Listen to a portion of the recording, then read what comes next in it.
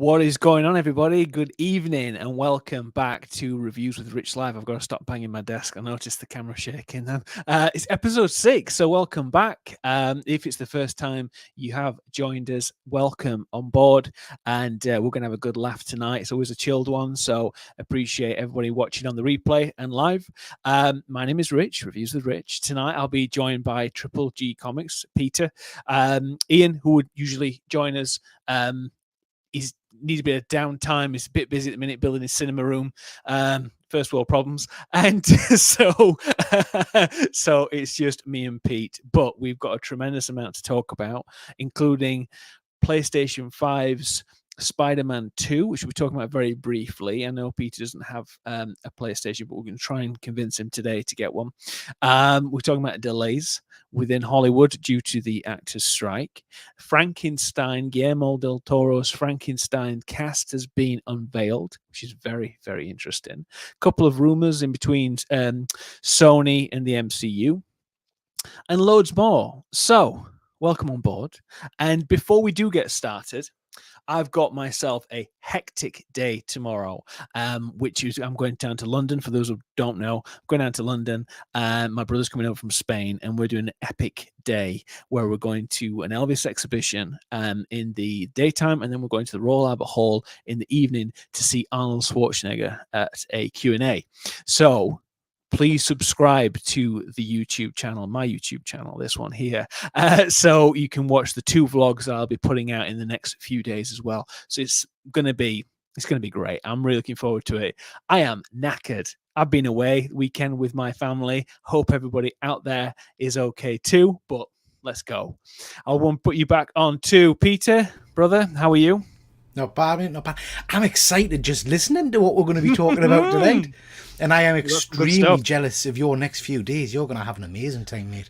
Yeah, man. I'm really, really looking forward to it. I'm going to look to cover as much as I can. I won't be filming the Q&A, though, like some people did at a certain Comic-Con. Making out in your thumbnail that you were hosting it. Yeah.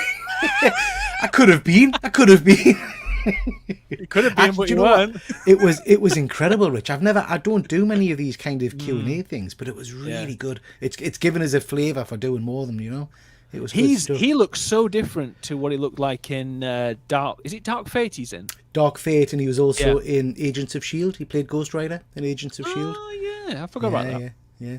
I didn't see much of Agents of S.H.I.E.L.D. I think I watched 1 or 2 episodes and I was like, no, this is not for me. Each season's variable, you know. There's some really good bits in it, but then there's some bad bits. And I have to say, he played the Robbie version of Ghost Rider, and he was very good in it. It was quite a nice storyline. Yeah, he's a good actor, but he's bloody good in The Last of Us. Yeah, he's really good in that. I said he looks so different, and she's done so well as well. Bella Ramsey. Yeah, she's from Nottingham, where I'm from. Yeah. Well, not from. I'm not from here originally, but that's where I live. But yeah, so no, glad you had a good time though. Did you get much there? I got a load of old crap. I really did. I bought rubbish. So no, I didn't buy much. I bought a couple of mystery boxes. Which turned out, I opened them on a show last night, which turned out to be utter rubbish. I mean, utter rubbish. I'll show you. Well, I'll get it later on. I got a slab, and I couldn't tell you what the slab is. It's some kind of busted music thing. I don't know.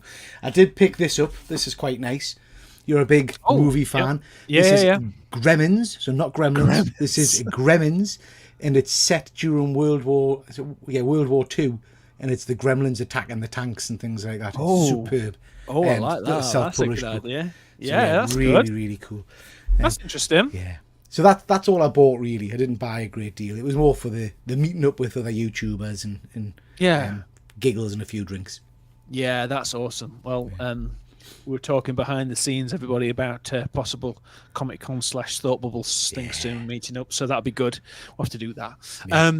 Before we do get stuck into the chat, I just want to quickly remind everybody, because that's something that I haven't mentioned recently, is the Instagram of mine, where I put a lot of my movie blog stuff up. It's reviews_with_Rich.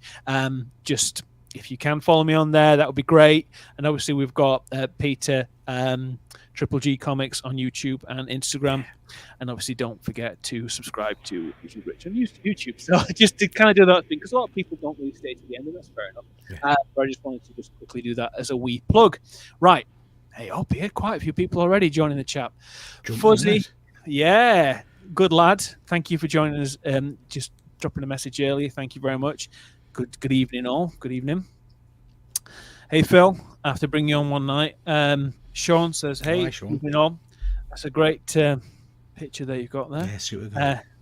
Dead man, good evening. Hey, buddy. Nice to see you. Oh, nice, Rich. Yep. My wife says, hey, hubby. Hey, buddy, baby. And did my first Comic Con on the weekend. Talk about overwhelming. Ooh, wow. Okay, what was that then, Phil? Yeah, give us a shout about that one. And Fuzzy says he got robbed. Was it daylight robbery on the mystery boxes? Yeah. Oh, yeah. Nothing wrong with Busted. Busted. Nothing, gentlemen. Hey, Eddie. Listen, while on my bike ride. Oh, that's really nice, Eddie. Nice. Keep your eye on the road. But keep that pace up, and we'll keep it going with our northern accents. I don't know how motivating we are, but we'll give it a good go. Keep peddling, Eddie. Keep peddling. Allez, allez, allez. That's what they say, don't they? In Tour de France. Right, first of all, a question out to the chat. Have you guys played Spider-Man 2 on the PlayStation 5? Out to the chat, give me a shout, let me know, because Cardiff Comic Con, that was cool. Don't know where to start. Okay. That's a big one. Yeah. That is a big one. There was a Telford one, which I think is classed as Wales, but it's based in Telford. Yeah. I think that's one that was it was apparently it's all right. There's some good guests and stuff. Yeah, so Telford, I'm sure I looked at it last year because I was going to go because they had Dolph Lundgren and Thomas Jane. So I thought if I could get a Punisher comic signed by the pair of them, you know, because obviously they're both. But then I think both of them dropped out quite short notice. Well, Dolph's not been 100%. Well, he wasn't 100% for a while. Phil said he hasn't yet, but he said he hasn't finished the first game yet.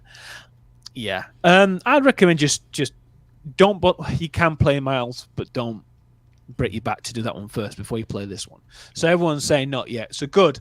So only because I am 20 minutes into it, right? And already it's fantastic. It really is. You get to one of the biggest issues I had with the first game was the fact that you're constantly. Sounds a random thing to say because you're Spider-Man. But you're constantly going from one side of the city to the other, and it's just a bit kind of like and then you get distracted with some crimes that's happening and stuff like that, which is as real as you're going to get from a Spider-Man thing. But they've now introduced web gliding, which is really good. So you can get to a high up, or you can kind of get some. You can do these ones where it's like a kinetic swing as well, where you basically swing around a lamppost, and then you just get some real speed and height on it, and then you can glide down on that, so it speeds up the travel a little bit more, which I think is really good. It actually feels like a PlayStation 5 game. Right. I've had a PlayStation 5 for a couple of years now. I think I got it during the pandemic when they first launched them, around that time, and I'd yet to see a major release that actually felt like it wasn't a PlayStation 4 knockoff. Yeah. Do you know what I mean? Kind of like sometimes we just feel like this is about right from the PlayStation 4 standards. I'm not a massive gamer by any shot. I literally have half an hour here and there, but this one is fantastic. So I'll keep you all up to date where I am on it all, but I am really, really enjoying it. I'm not spoiling myself by watching the clips because a couple of people have been watching the clips, the cutscenes and stuff like that, which is fair enough, but I'd rather do it properly. So I've heard great. Nothing but positive things about it. People it's stunning, man. It's honestly it's stunning. Yeah, the characterization of everybody as well, and the way that they're dealing with Venom, the symbiote itself, rather than it just being it's just Eddie Brock or it's just whomever. It's pass from pillar to post and how it's affecting certain people and stuff like that. So that's really interesting. The graphics are absolutely stunning. And like I say, it feels like the first PlayStation 5 game that they've actually released, apart from Ragnarok. So that's really good. So I'll keep you all up to date. I agree, Phil. Even the Jedi Fallen Order felt a bit PlayStation 4-ish. I agree. Especially a couple of the cutscenes and the interactions were a bit, know, Rich. I know my pal James Keegan has got the game because he's a massive gamer, and he was starting to play it this week. He's probably going to do a show at some point on it. So what I might do is sit and watch all of the cutscenes. I did that with Jedi Fallen Order and really enjoyed it. Actually, it was like discovering a new Star Wars show that I hadn't seen. So I'll probably do something similar to try and catch up with that. I'd love a PlayStation, but my problem is, and I know people who watch my channel will say I'm on YouTube an awful lot and whatnot. I just don't know if I'd have time to commit to a game. I know you know what I mean? I know what you mean. That's the thing. Like literally, I have half an hour a day on it, and that's it. But like I said before, I absolutely blitzed it the first game before my daughter was born. Not in the hospital, but way before. and to be fair, I don't think I'll probably finish this one for a very, very long time. But it's just worth having something like that. Plus 4K disc player as well on it. So very nice. So it was a nice little shiny extra there. I know we don't talk normally Hot Toys in this show, but I presume you've seen the Venom from this. It's ridiculous. It's too big. I'm pleased you've said that because I really liked it. And then I saw a comparison. I've got the Hulkbuster behind us there. I saw a comparison, and it's literally the same size as the Hulkbuster. Is it really? I think it was a tiny little bit shorter than a Hulkbuster. And I thought, you know what? For my 1/6, I know he's big in the games, but I wouldn't be using it for the games. I'd be using it for my Spider-Man collection. It'll look ridiculous next to my 1/6 figures, I think. Well, I saw the one where it showed you the Venom from Venom 2, and then there's Carnage, and then there's Miles and Spider-Man, and how different they look in comparison size-wise. He looks like a quarter scale. Yeah. I've owned a quarter scale, and it feels like a big toy. It doesn't feel like anything. But I think it looks bloody impressive. I'm not throwing shade to anybody else who has pre-ordered it, but it's just not for me. I think now they're getting a bit of a taste for this now, and I think we're going to get obviously a proper Venom in the future in MCU, and I think there's too many people so keen to pre-order everything, and then suddenly before they know it, they've just got a shelf full of stuff that's constantly being made redundant. Absolutely. Which is one of the reasons why I've kind of fallen out of love with the 1/6 game a bit, even though I have got stuff and I do love some things I've got in, and then stuff coming up. I'm hoping that the Batman hits our shelves soon, because I've got that pre-ordered and paid for. But I mean, apart from that, I'm just not feeling it, and I think it can get a bit silly after a while. Especially these aren't cheap things. That thing's a beast. It's I think about £500 if you. £500. Yeah, I mean, I did want to get the deluxe version of this game. I've got the PlayStation 5 with the whole panels and the two. I've got two controllers, PlayStation 5, Spider-Man 2 controllers, and it looks amazing. And they announced this like deluxe version, which had a little statue in it, which had Miles and Spider-Man attacking I saw that, Venom. And that's really nice. That's like 19 inches tall, so the whole thing, obviously, like Spider-Man's way up high and stuff, and that looks impressive. I'd have something like that, but I wouldn't spend nearly £1,000 getting those two figures plus a Venom. It just doesn't make sense to me for a game. I agree. So that's 1/6 talk. Something up the top as well I forgot to mention to everyone out there. If you are interested in us discussing a topic in the future, or if you want us to answer any questions in the week, if you want to send me a message on Instagram, or write in the comments below on the replay, and I will address them, and we'll cover them in next week's show as well. So I just wanted to just mention that to you as well. Yes, he said the covers for PlayStation 4 are interchangeable. Apparently, you can change them out. The panels, I'm not. This is gonna be PlayStation 5 talk, but basically the panels you can buy them individually, but they were sold out instantly. And same with the controllers, you can buy a Spider-Man 2 controller, which is stunning. But again, they sold out very quickly. So I managed to get the on a deal, so with Game. So great idea, Rich. Thank you very much. But yeah, so open to having discussions like this as well, and more things if you want us to cover.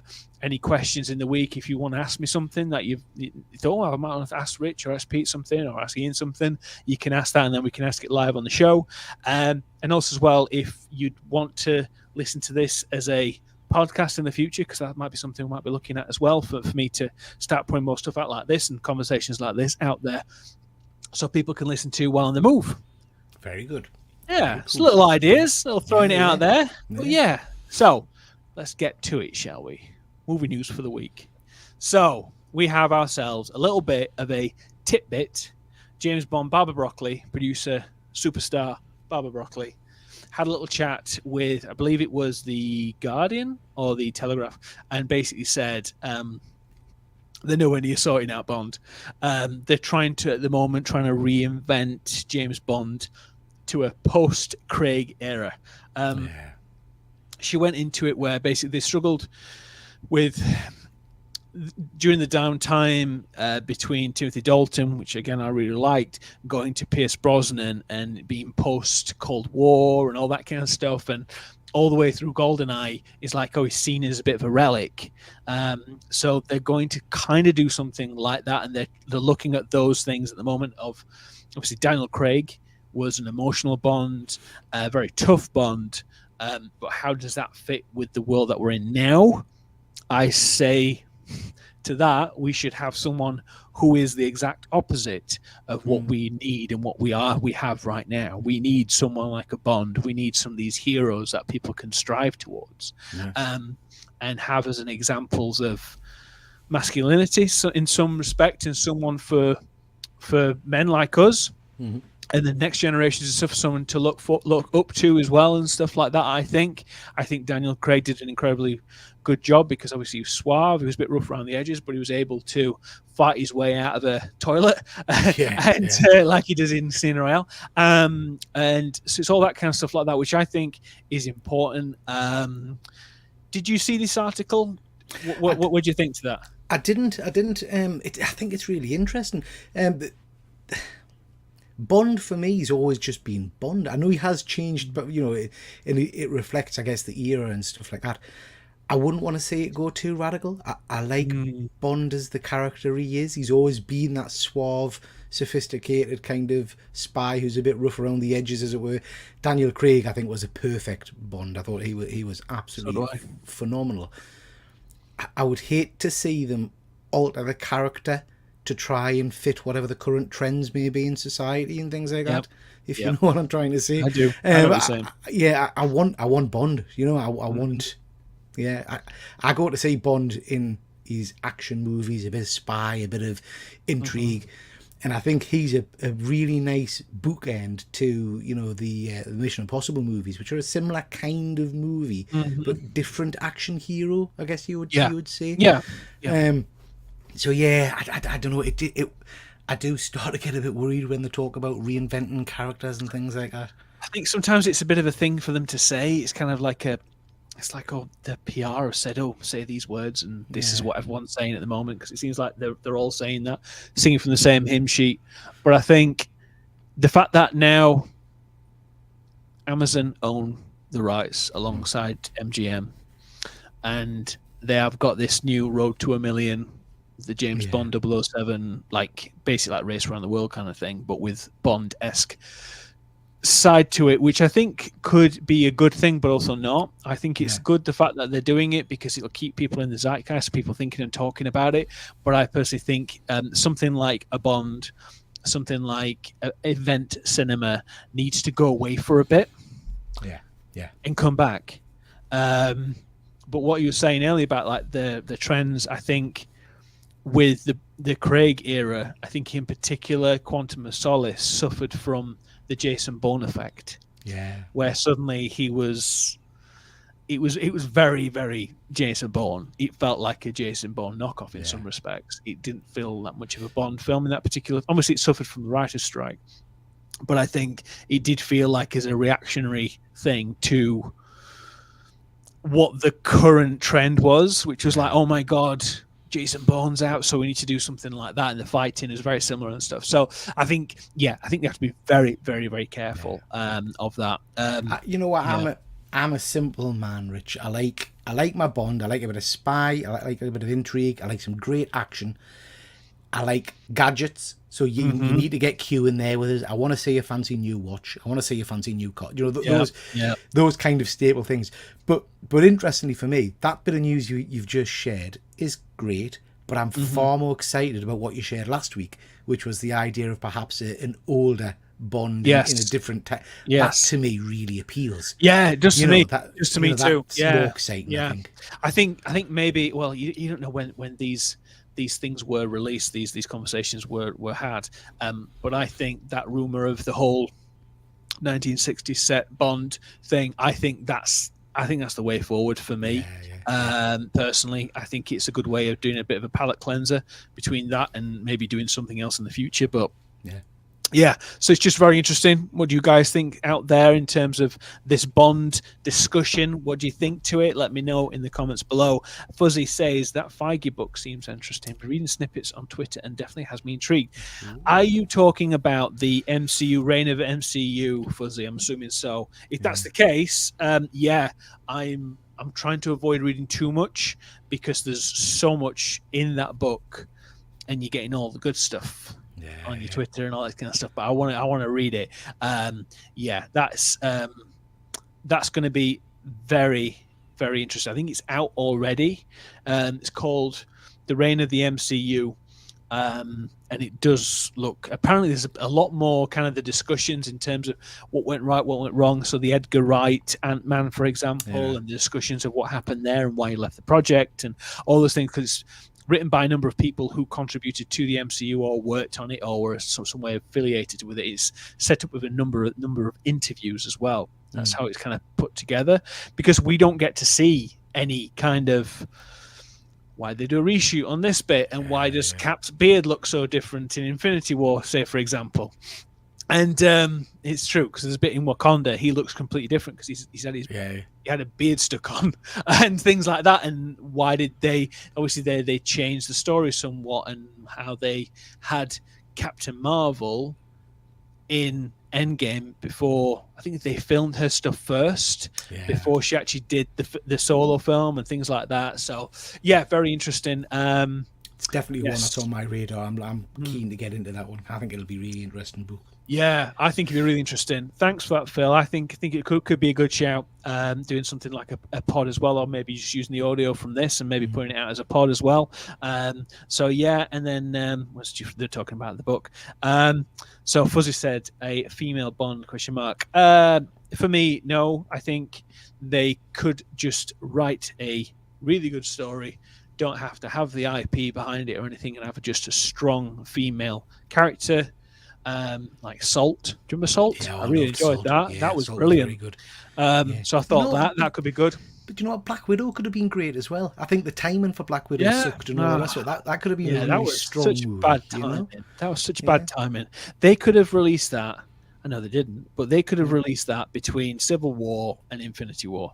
Yeah, they could have released that. That could have really fleshed out the character, because literally, she steps onto the jet, Quinjet, and she's wearing the vest that she wears in Infinity War, and she's got the blonde hair. So it's like that's like perfect. Obviously, it gets more depth, and obviously when she dies, spoiler alert in Endgame, she dies in Endgame, doesn't she? I can't remember if it was Infinity War or Endgame. It was Endgame. So obviously she dies and sacrifices herself, and that has more meaning and more depth because of her story. Yeah. But then you get Endgame, and then they release Black Widow, and it's like there's you know what's going to happen. You know she's going to die in the end. Deadman says a new female character could still have the 007 license. Doesn't have to be called Bond. Well, they did that in No Time to Die. Yeah, I kind of felt that's the way they were leaning in the last movie. To be honest, I thought that's what we're going to get next. And listen, I've got absolutely nothing against gender swaps and things like that. No, me neither. But for me, that sounds terribly sexist. That's not what I want to see. If I want to see that, I'll go and watch a spy movie. I want to see James Bond. Well, I think we've got to. there's got to be certain things you gotta ring fence. Yeah. There's certain things you got to ring fence. James Bond's got to be one of them. It's got to be a male. Doesn't matter what color, creed, whatever. It does not matter. But I think if you have that character, there's always a through line throughout, and just with Doctor Who, there's a reason that you can. He's an alien. That person's an alien. It makes complete sense. It could be anybody. But I think for James Bond in particular, it has to be that because. Yeah. There is a grandfathered in audience as well that responds to that and have read the books and all this kind of stuff. So there's that already as a money-making machine as well, which is what this is. Yeah. I think they need to make sure they keep a lot of the audience happy. Yeah. I mean, Dead Man's point there, I would watch if it's set in the same universe, a bit like John Wick. I'm looking forward to the Ballerina series. Do you know what I mean? Oh yeah, I'll happily watch a 006 spy adventure female lead in this universe. Just don't call them James Bond. Do you know what I mean? For me, yeah,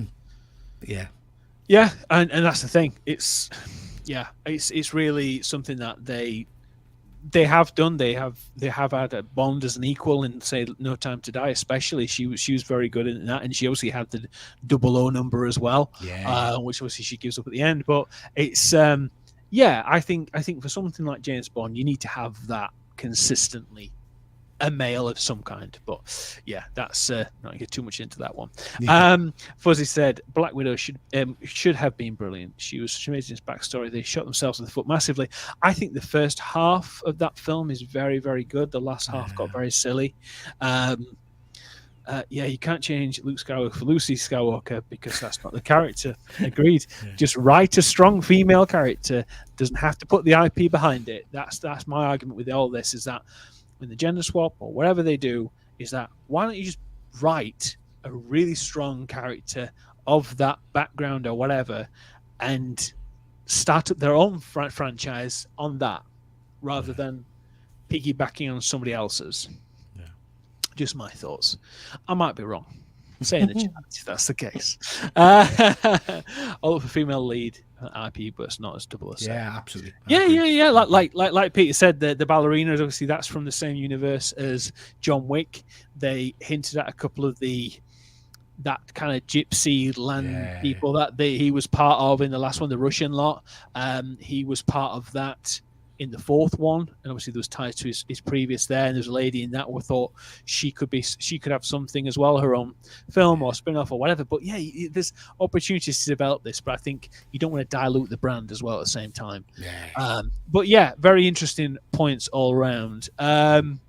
We have this chuffing film. I'm not looking forward to this, by the way.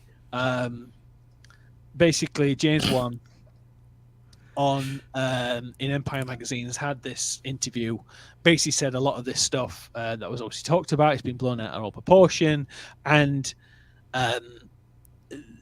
he said this is an outright buddy comedy. I mean,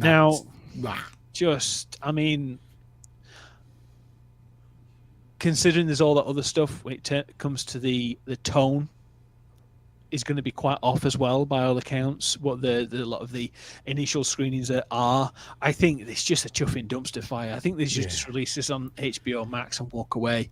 I think I will watch it, but I'm just not bothered. I'm just not bothered at all. The fact that the leaning, I saw on Instagram today, the leaning into the drum playing octopus, that's from the comics, and that's in the first film.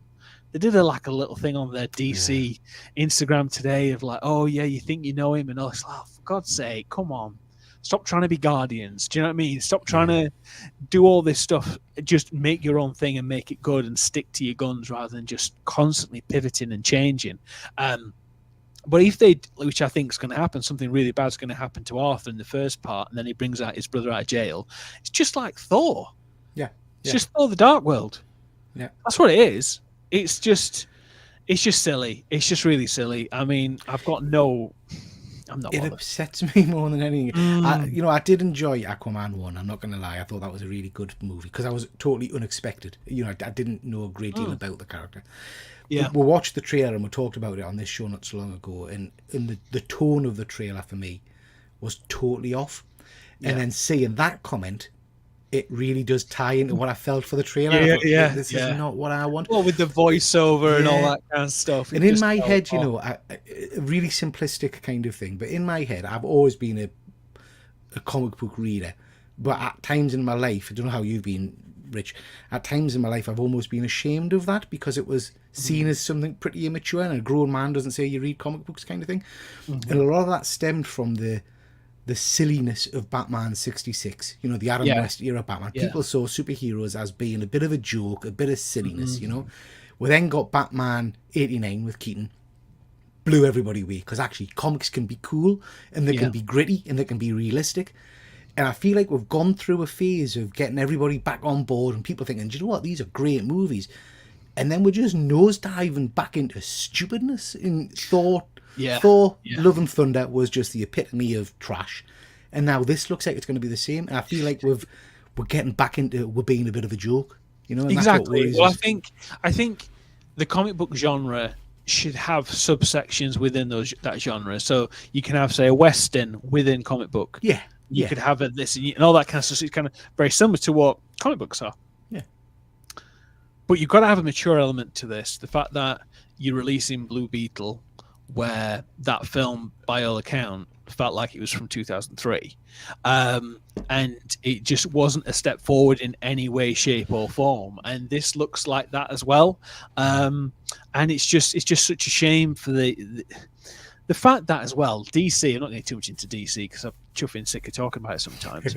Is that they had the greatest heroes of all time: Superman, Batman. Those are the first two. Obviously, Wonder Woman's incredible. You got such an immense amount of talent and stories from all these 80-odd years of storytelling within DC. And they just butcher it. And they made such a mess of it. And now this universe is ending with Aquaman 2. It's like how to end it on a wet fart. Do you know what I mean? It's absolutely. Like, it's just so bad. And like when people, like, very much like what you said earlier about the whole comic book thing, I agree with you, because I kind of all the way through my 20s and all this kind of stuff kind of kept it to myself, never really wanted to talk about it, because I was kind of ashamed of that, because it wasn't the cool thing, or it wasn't like, it was just seen as quite camp and stuff like that, and quite cartoony. And then I used to say I read graphic novels. I used to say that I read graphic novels.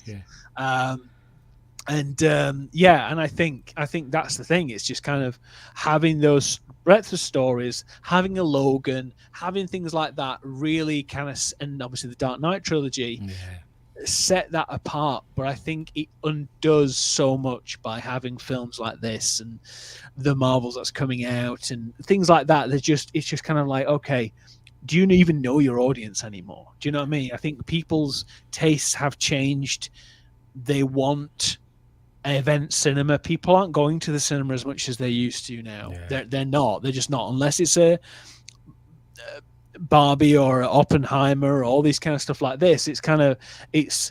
They're not going because it is so expensive. It is. I mean, you have bloody half an hour before you have half an hour before the film even starts, just trailers and obviously local advertisements, and you have idiots who don't know how to behave in the cinema around you, and it's just like, I fucking wait till it's out on streaming in a couple of weeks' time. Do you know what I mean? So it's kind of stuff like Equalizer 3. That's now out on streaming. I'll just do that, because at the time I wasn't like, do I want to be taking time away from my family to watch that when I could just watch it at home in a few weeks' time, which is what's happened. So, Rich, you'll have to watch that one and then bring it back to one of these shows, because I'm a huge fan of the Equalizer series, and I have views on Equalizer 3. So. Oh, have you seen it? Yeah. So is it better than the second one? Absolutely not. No. Oh shit! Really, I didn't like the second one.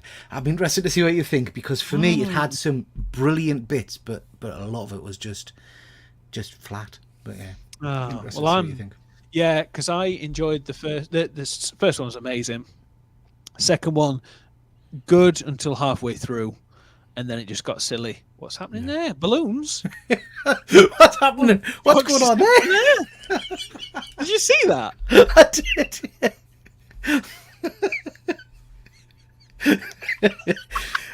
Say Equalizer again. Say maybe Equalizer's a keyword. Denzel's watching. Denzel's watching, yeah. Denzel's watching. I don't know. What was that about? Does anybody know about that? That just happened. I can't believe it just happened. That is that you lot in chat? How comic accurate is Peacemaker? Phil asks. Well, that's an interesting one because I have to be honest. Peacemaker is a very low level character. Yeah, he's not a big name, and this is the beauty of James Gunn. I think James Gunn can take third tier characters and create superb characters out of them. What I would say is I haven't got a clue about the character before the show. I don't think he was much of an anything. But since the show, they've done a Peacemaker comic miniseries. And the movie as well, because obviously that was set before. So they've made a new comic based on the movie kind of character, and it is phenomenal. It's like you're reading the TV series, and it's hilarious. It's well worth reading. Can I just say, Rich, as well, Fuzzy Dunlop, his comment there, this is why Fuzzy Dunlop is the best in terms of his levels of humour. Aquaman 2 is going to be a shipwreck, not a car crash. Oh my God, I didn't see that. Hey, there we go. Good lads. I don't know what the balloon was though. If anybody can shed any light on that one. Not a bloody clue. You've won something. I don't know what it's. Maybe it's it. Maybe it's Pennywise. God, yes. More people wait for the stream, less to go to cinema eventually don't have the money to make the films in the first place. I agree, but stop bringing out films that look so generic. Yeah. Make films that are going to encourage more and more people to go out to the cinema, and I think as well increase the window between release at the cinema and streaming. Absolutely. What I also think as well on that is that they need to start bringing out the physical copy of. I know it's cheaper for them to dump it on iTunes and stuff, but the moment these companies put that on iTunes or whatever, suddenly it's getting ripped, suddenly it's getting released and pirated everywhere. Yeah. So release it on DVD or Blu-ray or whatever it is. I love them, and I would love for them to release more stuff before they release on iTunes. Yeah. Say, for example, Dead Reckoning Part 1. I bought that on iTunes, spent like 20 quid because my wife hadn't seen it. So I bought that, and then I'll buy it on 4K, which is brilliant, obviously for the company, but at the same time, that's instantly pirated the moment it goes on streaming. These companies must know that. But yeah, I think it's just silly. So I think I do find it mind blowing how quickly some of the Marvel and Star Wars stuff seems to hit the big screen, and then all of a sudden it's out on Disney Plus.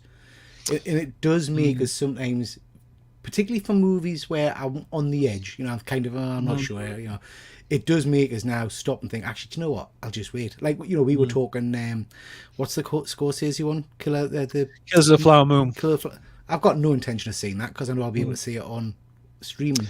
Yeah, that's a film I'll watch over a few nights, like I did The Irishman. Because that was Scorsese as well, and that's just a 3.5 hour film. Apparently, it is quite apparently it's excellent, but it's quite bloated in some respects as well. But those kind of films should be encouraged. What Deadman said earlier, they should be encouraged to release these things first. But I think they need to have a backup in terms of the reason why these things happen was because of streaming, because of COVID. Yeah. Now COVID's finished-ish.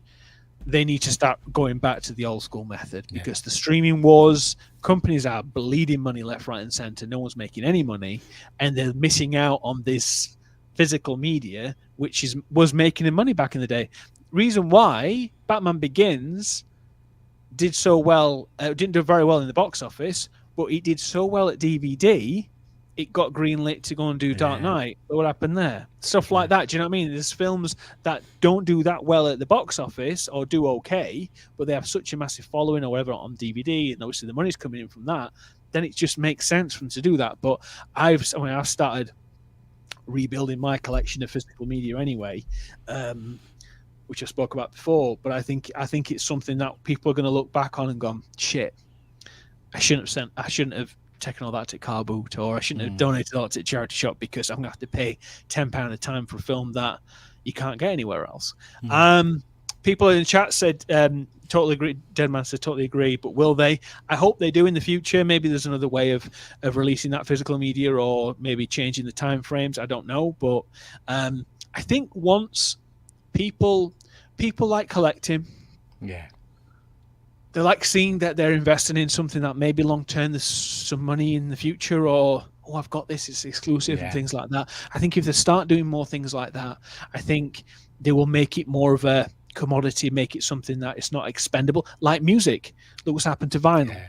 So you listen to music, you listen to albums all the way through, you never listen to them again sometimes, but if you've got something in your hand, I collect vinyl, and I'm always going back to it. I'm always re-listening to stuff. I re-listen to stuff all the time anyway, but for a lot of people it is just expendable, and I think films will eventually go back to what the vinyl and the music side is, or some of it is.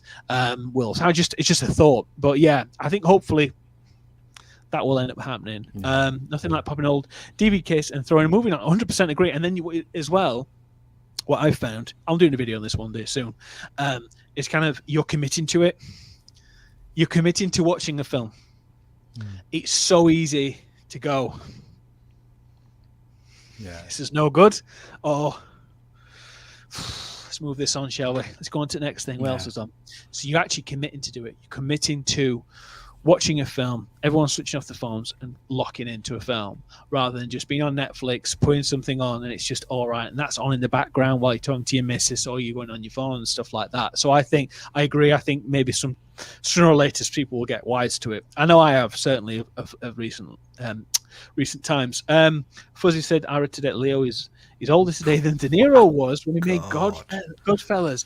Wow, that's amazing. Because he's like late 40s, isn't he? Is he not a bit older? I sometimes forget how old Leo is, because it feels like he doesn't look like he's aged a lot. Do you know what I mean? But he's just been around, I guess, forever, really. I reckon he's late 40s, maybe his early 50s, is he not? How old are you again, Peter? 46. You're 46. Okay, Leonardo DiCaprio is 2 years older than you. Shut up. I mean, I look better. I look better than Leo. I've led a healthier lifestyle. Uphill paper around there. That northeast air. It's a northeast air. It's that smog. Do you know what I mean? It's the coal in the air. Smog. Yeah, that's mental, isn't it? And then he's still going out with 19 and 20-year-olds. Yeah. Anyway, wow. But yeah. Yes, De Niro was 47 when he did Goodfellas. That is insane. That's insane. It does make me feel old sometimes when I see stuff like that. I watch a lot of ones where it's like Harrison Ford all the way through the years of how old he was when he made a certain thing, or like Bowie when he made something. It's like I'm 41 and I'm like, Jesus Christ, I haven't done any of that. It's just kind of like sometimes it's like, oh, bloody hell, a way to depress myself. You see, I'm the opposite, because when I see actors who are superb, top of the game, and they're like 24, 25, and I think, really, you've got all that talent and all that, now fame and money and all the rest of it, and you're like half my age. It's just incredible. It is amazing. Deadman says, on one of the YouTube channels, a guy doing Star Trek shows DVDs, new series that haven't been released yet. Well, a Star Trek series that haven't been released yet. I don't know anything about that. Okay, elaborate on that if you can. But yeah, so that's interesting. So that was Aquaman 2. Whew. But from one shit film to a fantastic film, and that is Dead Reckoning Part 1. Dead Reckoning Part 2 has been delayed to 2025, which is okay.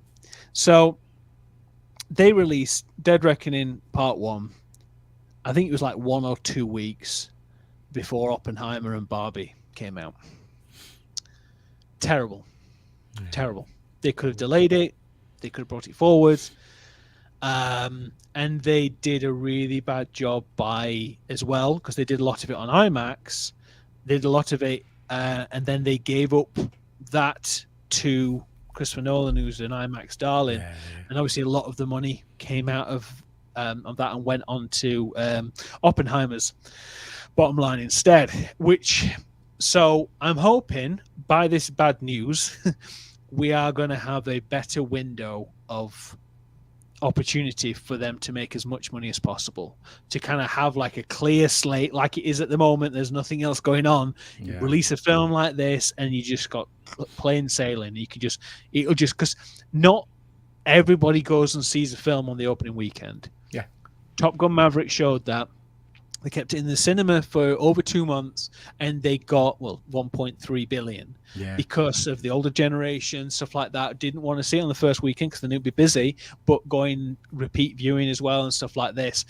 So this is bad news for me because I love the first one. I think it's having 2 years between the two parts is a disservice, I think, because they wanted it to film it not as a cliffhanger, but they wanted to do it as like a self-contained, this is first part, and then second part. We've talked about this previously on Film Club. But I think by having it in 2 years' time, 2 years' time compared to when it's first released, I think it's going to struggle. And I think people are going to start figuring things out on the old internet beforehand, before it even gets sent out. So I think it's, but at the same time, they've got enough time to focus on the story, get it absolutely nailed on, rather than rushing and releasing it next year. Yeah. Just because of the actor strike, basically.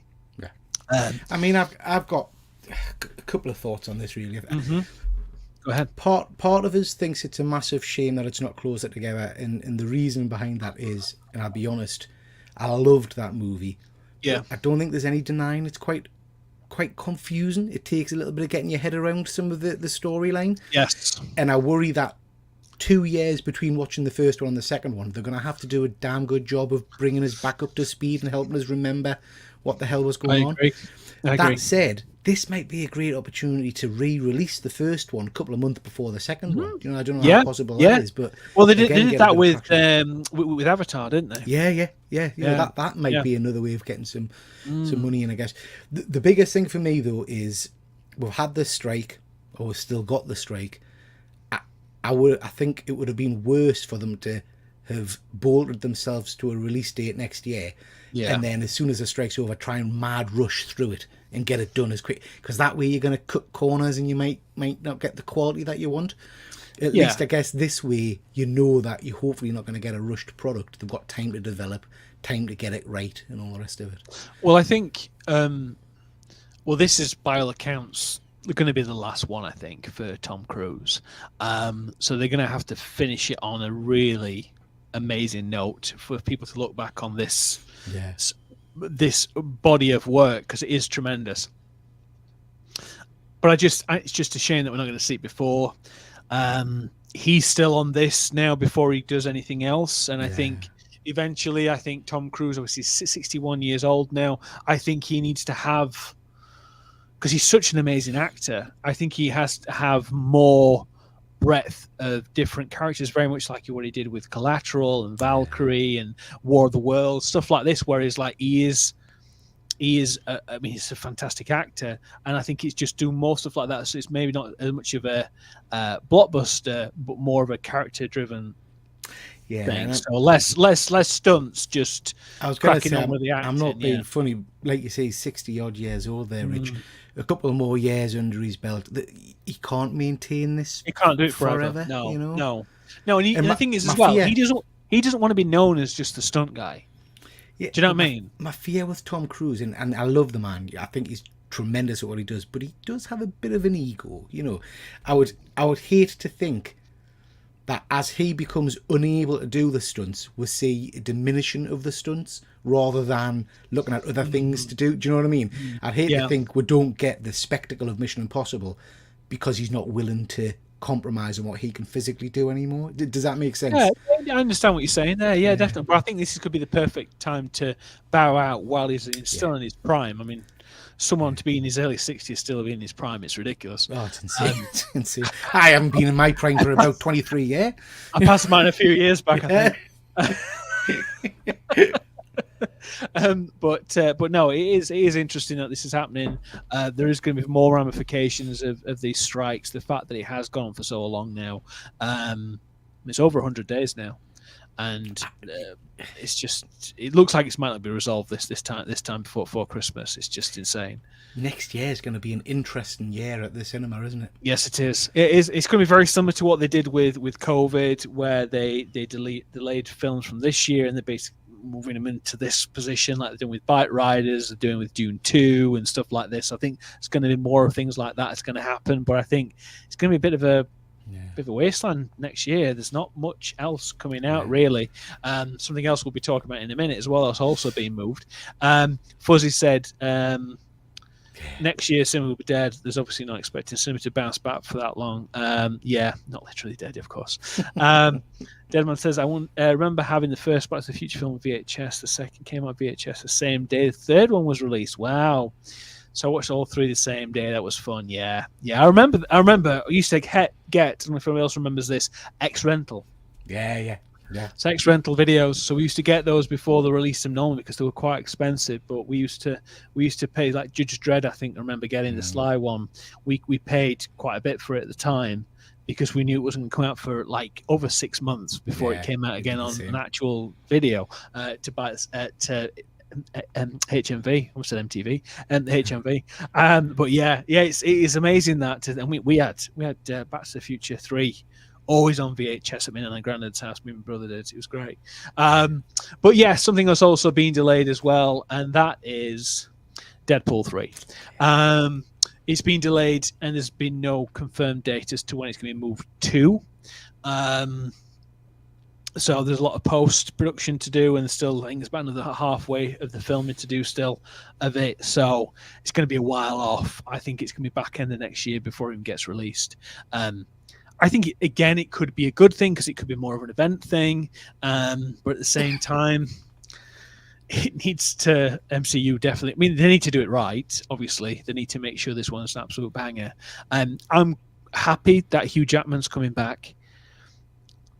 But I also love what they did with Logan, and I'm happy how they ended it with that. And I don't know whether or not that's going to be as good. It won't be as good as Logan, obviously, but I think it's going to be.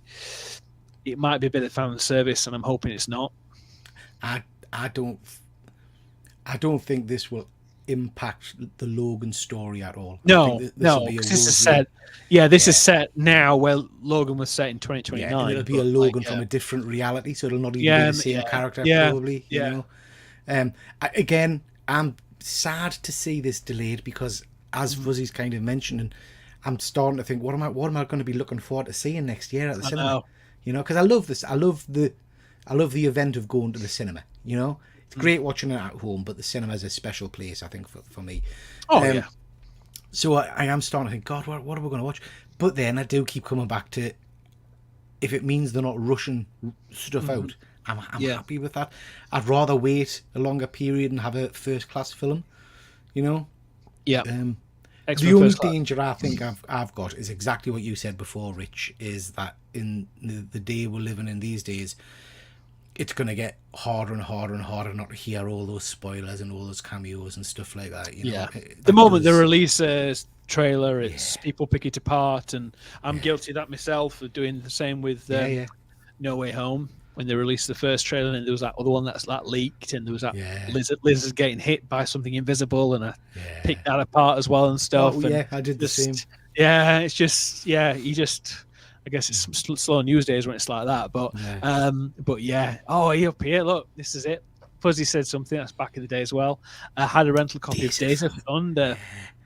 My mum won before it was released over here, and at $49.99 price tag on it. That was 35 years ago. Video shops pay big money for them. I can't remember how much. My brother will have to remind me how much the Judge Dredd one was, because it was a bigger box as well, wasn't it? There were bigger boxes. But God. Again, we're hitting all the good old childhood memories here. I remember nothing better than at a weekend going up to the Spar shop. You know, you got some sweets. My dad would buy some sweets and things like that. And then you go upstairs to the VHS section, and it was like, I don't know, 3 videos for £1 or something. And you just spend the entire weekend watching films, you know. It was just great. I know. It's amazing to think that. I mean, I keep talking about it, but the move back into the physical media for me is building a a collection that not only I can refer back to, but also my daughter can look at as well. And rather than it just being pick something on Netflix or whatever, we can sit down and watch something, and we can keep going back to it because we know it's never going to go away. With a lot of this stuff, you'll put something on one day, and then the next day it's not on anymore, and it's not on any other streaming services. You got to buy it and all this kind of stuff. So it's by the way, she's obsessed with Claudia and Chance of Meatballs 2 at the moment. She loves that at the moment. So she would Like that's it. Yeah. So she loves that. She loves the little strawberry in it. She's 4, by the way. Everyone out there, she thinks I've got like a 18-year-old. I'm 46, and I love Cloudy with a Chance of Meatballs. You know, it's good. It's very good. It's very good. I'm not a barista. I'm a polista. Yeah, I like that as well. I heard that while I was driving today. Something that is going in Deadpool 3's slot is Captain America: Brave New World. So that's great. So expect a trailer just after the Marvels, I'd say.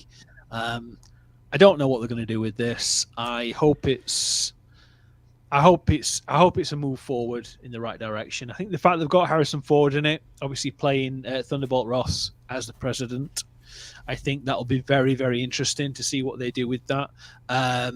Because the president, that was the end of Secret Wars, obviously wasn't Harrison Ford, but he basically put a attack. He basically like a kill order for all the skulls out there, didn't he?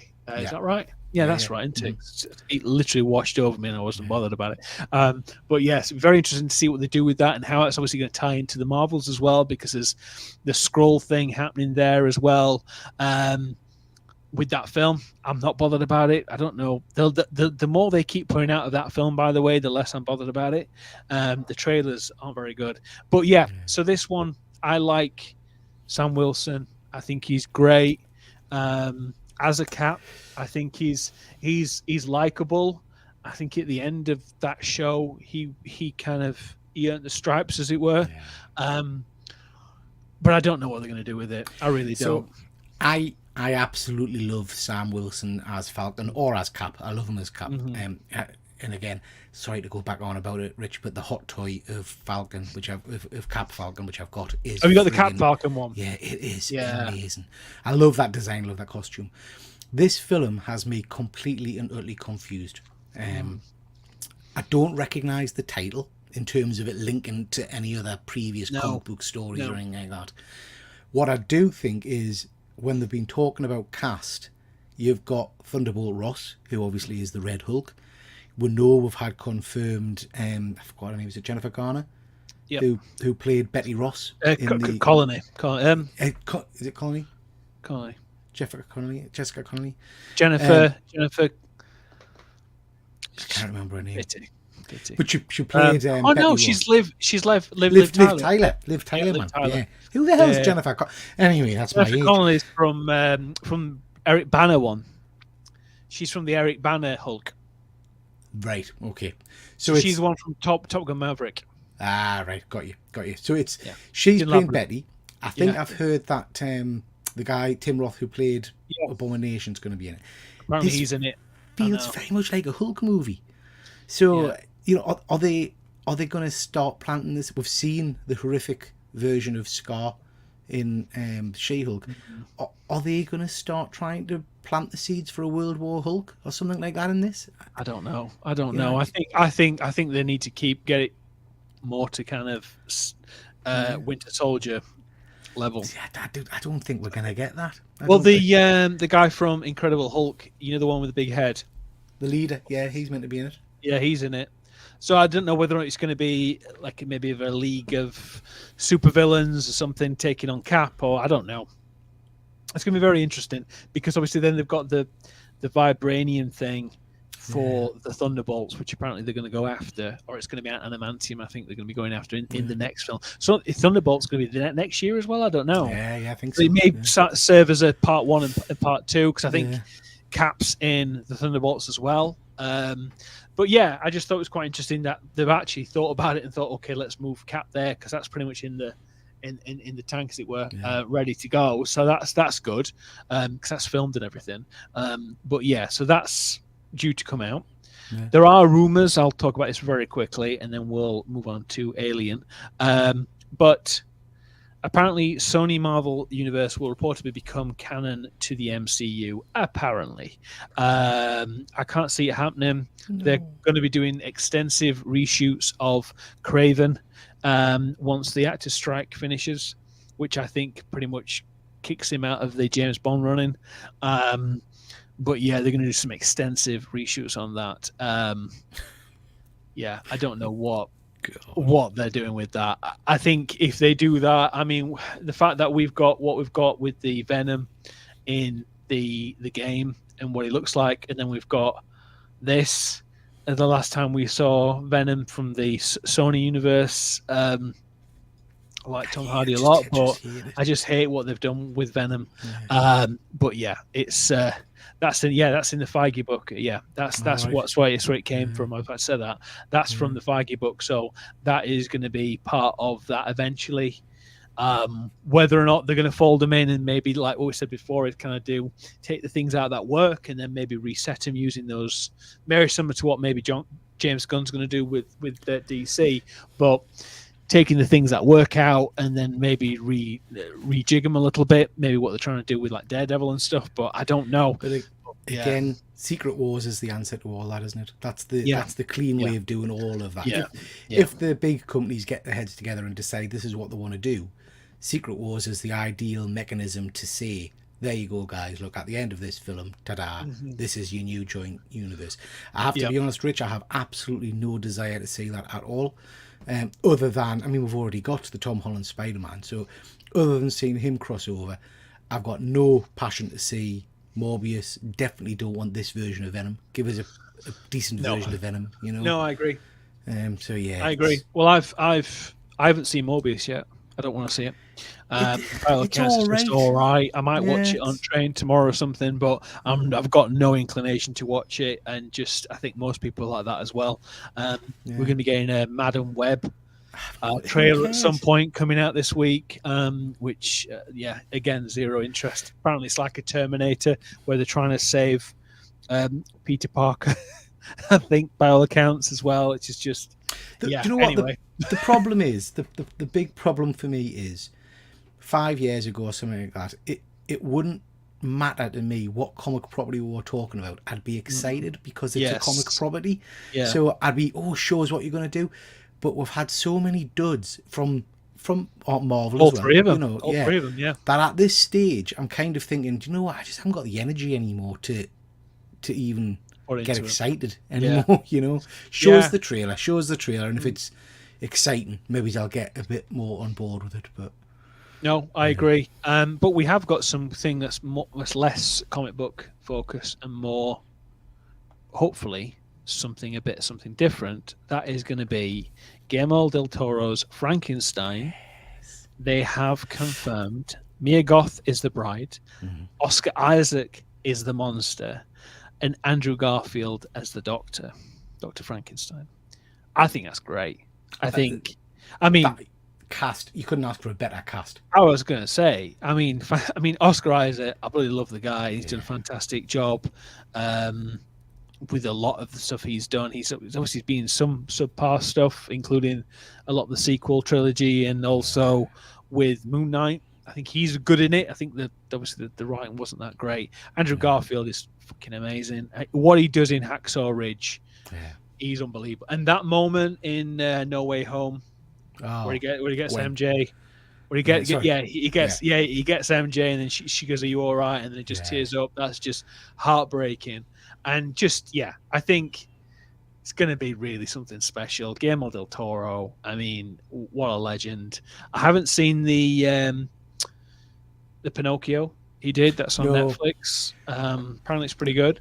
Yeah, he got an Oscar, didn't it, last year? I think so, for it. Yeah. I did watch his Cabinet of Curioso, I think. Yes. His series. I watched that. I'm all on for this. I love my monsters anyway. I love my original monsters. Frankenstein is a dream for me, so I think this will be stunning. Yeah. Speaking of monsters, I don't know if you've got a slide for it, Rich, or if you've seen it yet. Have you watched Werewolf by Night in colour yet? No. No. I've heard that it looks worse in colour you know, because I of the loved CGI. it. Really? I loved it. Yeah, I loved it. Did you prefer it over the black and white? That's a really hard question. So first of all, it's not in proper, what I would class as proper colour. It's very much 70s, 80s colour with, it's like you're watching a film screen. Yeah, it's got flickering on the screen and chunks missing and stuff like that, which I quite like. I don't think it detracted from the story at all. It's still a masterpiece compared to most modern Marvel stuff. What I do think, though, I loved the black and white. But what I do think is that there's an awful lot of potentially, not to generalise, but younger audience who would have been completely turned off by watching a black and white movie. It just wouldn't be their wheelhouse, you know. Whereas this, I think, is much more accessible. So it might get a bit more view, a bit more popularity from people who weren't keen on watching it in black and white. But for me, I still enjoyed it as much as I enjoyed the first one. Thought it was great. Oh, good. I'm glad you enjoyed it. It's something that I didn't watch the first one because I heard mixed things. I think I watched the first 5 minutes and somebody was hamming it up with the acting, and I was just like, "Oh, it is very hammy, like that." And I just, I think it's just sometimes it can be a bit too much. So I just sometimes my time is worth more than what's there. But no, I'll check it out. I'll check it out. I'll probably watch it in black and white though. But I'm glad you enjoyed it though. We've got something that's more relevant again to like the monsters thing again. It's going to be the next Alien film. So basically, for those who don't know, they've completed the film Alien, where basically it's going to be set apart from. It's not a sequel. It's not a prequel. It's not anything. And it's going to be a self-contained story, very similar to what they did with Prey. So it's going to be a different time, but it's basically going to be this group of scientists and army troopers ending up on this planet, and basically there's an alien in it.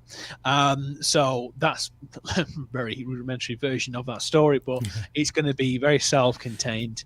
So the director was talking to Guillermo del Toro, and so his name is Fede Alvarez, and basically he took the print of the movie and took it to Ridley Scott, who obviously did the first one, obviously did he came up with the whole thing, and he did the prequels.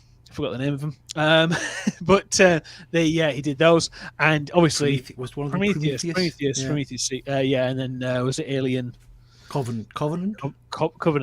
Yeah. Anyway, so basically he's shown him the cut of the film, and Fede said, "What can I say?" He said to Fede, "What can I say? It's fucking great." Now Ridley Scott didn't like Blade Runner 2049. He didn't like the guy who did District 9 to do the sequel of Aliens. He didn't want him to do that. Well, apparently he stopped him from going down that route. So he's a craggy man, and obviously he knows what he likes, and he likes what he likes, and and he knows what he doesn't. And I think this is a nice little. I mean, this has come from the guy who made the film, so you're hoping. You're hoping he does approve of that, and obviously that he actually said that, which I'm assuming he did. But I'm a big fan of Ridley Scott's work. I think he's done some amazing films. Obviously, he has done one or two duds as well. One of which I think is going to be really great this year, which is going to be the Nepoleon film. Fuzzy said, I like the look of that Nepoleon, to be fair. So Shiny said somebody hacked Ridley Scott. Maybe he did. Or maybe it was said in a Fede Alvarez's dream. And then suddenly, does Ridley like anything though? Well, that's the thing. He doesn't like very much, so he likes this. So that's a good thing. I'm hyper for this. I love the aliens. And do you know what? Again, it's very much like the Predator Prey. Everything doesn't have to be part of a connected universe. Give us standalone stories. Aliens doesn't need to be connected to everything that's gone before. Of course not. And there doesn't have to be a massive story behind it, an explanation behind it. It can just be a really scary film. Yeah. because that's what the first one was, really Yeah. scary film, Yeah. and the second one was an incredible action movie that had aliens is just in it. amazing. Just Yeah, stunning. yeah, really is, really is. Yeah. What does everybody think because next week is obviously Halloween. Yeah. Are you busy tomorrow, next Tuesday, because it's obviously Halloween? No, You're I'm okay. free. So I'm thinking maybe we do something linked to maybe like an Spooky. aliens or spooky, as you would say. I'm not a massive horror guy, to be fair, because I just, like I said, I'm just not that bothered about them. But I think something like a classic would be really good. So maybe we can have a couple of recommendations, a couple of things that we choose one or two each, and maybe talk about it. Could be a good idea. But I'll let anybody know in the next couple of days on my Instagram, so I'll let you know. But before we do wrap up, I want to quickly talk about what we've been watching as well. So, have you been watching anything in particular this week, Peter, that you can recommend? So I've mentioned it on a few shows, but Fall of House of Usher was phenomenal. Yeah, you mentioned that last week. Yeah, phenomenal. So I've finished the full series now. It's just a brilliant show. Is it? It is scary-ish kind of horror, but it's not in your face horror. It's creepy kind of stuff. So I recommend watching that. Gen V, I'm up to date with. That again has been stunning. The latest episode of that with Soldier Boy in it was superb. Trick or Treat, I watched that the other night. Trick or Treat, which is an anthology of scary stories. That was really cool. Watched a couple of trailers. Didn't know if you wanted to mention, but I watched what do you call it, Ferrari. Yes. Yes, that was okay. The second trailers, I don't like the second trailer as much as I like the first one. Yeah, I think they tried to Oppenheimer it a little bit.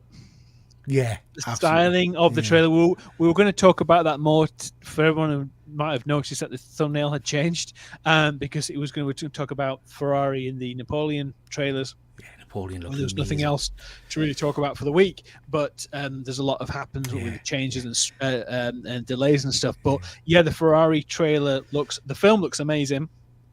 Michael Mann, big fan of his work. Love Adam Driver. I think, and obviously Penelope Cruz is in it as well. She's fantastic. I do think they maybe edited that trailer to feel like an Oppenheimer-esque film. I mean, I'm not a big car guy anyway, Rich. So I have to say that trailer didn't make us want to rush out to see. Do you know how we were talking earlier about films you'd probably watch at home? I'd probably sit and watch that at home. Yeah. The Napoleon trailer, absolutely phenomenal. I'm seeing that at cinema.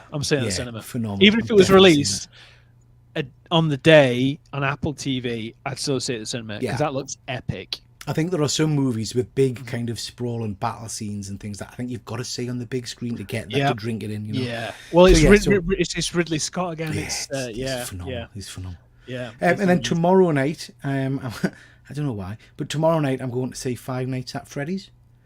Oh dear. Yeah, no. Oh dear. Is that for your kids? No. No, it's we're doing it for the horror channel that we've got. But my kids are coming with me. But I saw the version, the kind of the knockoff version of this, which is Wally's Wonderland with Nicolas Cage. Don't know if you've seen that. Last year or the year before, and that was amazing. Nicolas Cage at his best, batshit crazy Nicolas Cage. Do you know what I mean? Yeah. I don't think he speaks in the entire movie. Cooked up to eyeballs. Oh yeah, just off his face. You know, he's superb. So I'm not sure about Five Nights at Freddy's, but we'll see. We'll give it a go tomorrow and see what it's like. I've heard not very good things from it. Yeah. I've started watching. I watched it last night with the missus. Bodies on Netflix. Oh, so now hang on. Is this the one where I saw the trailer for this? Is this the one where it's the same body in different time periods? Yeah, it looks interesting. So apparently, which I didn't know this, it's based on DC Comics. Yeah, I saw something about I didn't know this. Yeah, so it's Stephen Graham. Obviously, he's a fantastic actor. This is England. He's from The Irishman, etc., etc. He's amazing. But basically, what it is it's 4 different time periods, and there's one where it's in Victoria era, and this body is found. Thank you, Beb. This body's found, and it's got this injury to the eye. It's got this tattoo on the wrist. They're found naked in this exact spot, and then it's the same time in 2023, and it's over 4 different periods of time, and it's very, very interesting. so far. I'm hoping it doesn't get too convoluted and weird, because there's a sci-fi element to it. But there's one set in like World War II, so it's during the Blitz. And then there's one during Victorian era, there's one in present day, and there's one in the future. So it's very, very interesting so far. There's an event that happens that gets like hinted at in 2023 that happens and changes society in 2043, I think it is. So there's like a time rift or something like that, reading between the lines, or someone's been killed in this certain point, and that's for some reason it's fallen between time, and it has links to different areas and society things happen. So it's quite interesting. So we started watching that last night, and I quite enjoy that. I did pick up quite a few films when we were away, including we were on about the Ridley Scott thing. I don't know if you ever saw this, but this is Kingdom of Heaven. Oh yeah, it's what's it called? From Pirates of the Caribbean. Yeah, Orlando Bloom. Yeah. They released it around a couple of years after Gladiator, and they butchered it. The studio basically butchered it, and to make it more mainstream. Yeah. And for a wider audience and stuff, and apparently they butchered it so bad that it wasn't the same film. I never saw it, and because I didn't hear very good things. But then I heard the director's cut is fantastic, and then I saw this in a charity shop, and I got it for like £2 or £3. So this is the definitive.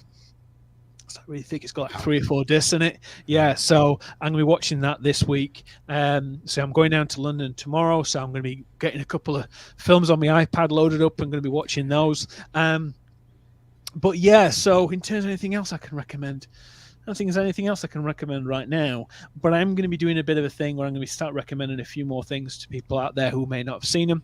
And I think, oh yes, I saw that, Fuzzy. I saw that on your status, actually. Mr. Mercedes. Yeah. Yes. Apparently it's fantastic. Yeah. There's that, and there's also, was it Bosch? I think that's a similar kind of setup with, I think that was on Amazon Prime. But yeah, Mr. Mercedes is supposed to be really good with Brendan Gleeson. I like a lot. Obviously, he's great in Bruges and obviously in Braveheart and stuff as well. But yeah, so that's great. But we're wrapping it up now because I've got to get up early because I'm going down to London tomorrow. But thank you. Going down London. But thank you to everybody who has watched tonight live or on the replay. Thank you so much. Please do not forget to subscribe to my YouTube channel and also to Triple G Comics YouTube channel as well. For me, what I've got coming up, I've got 2 vlogs. I love doing my vlogs. I really enjoy doing them. One where I'm going to the Elvis exhibition down in London. It started this week. So it's going to be there. I'm going to be doing a vlog covering that. And then I've got another one where I'll do the Arnold Q&A and my experience of it and seeing it. And he's one of my heroes, like true hero. So I can't wait to see that. Is to promote his new book. So really, really looking forward to that. So, and then I'll be doing 1 or 2 other film related stuff this week. But apart from that, that's me. And obviously we'll be here next week as well, covering something horror related. For yourself, Peter, what have you got coming up on your channel? So I've got a couple of videos that have gone out this week. One of which is my kind of experience at the Liverpool Comic Con. I've then got another video which is the recording of some of the panels that were happening there. Thursday night I'm on the Killer Comic Show, so join me at 9 o'clock over on the Killer Comic Show to talk all things nerdy comic books. And then Friday we'll have our review of Trick or Treat out over on One Good Scare. Saturday I'll be doing Saturday Night Live. So lots going on as usual. Wonderful. Well, thank you very much for being here. I really appreciate it. Thank you. It's been great fun. Yeah, no, it's been great hanging out as always. Thank you so much. Thank you to everybody who's contributed in the chat as well. And if I don't speak to you beforehand, have a great week and take care of yourselves. Thank you.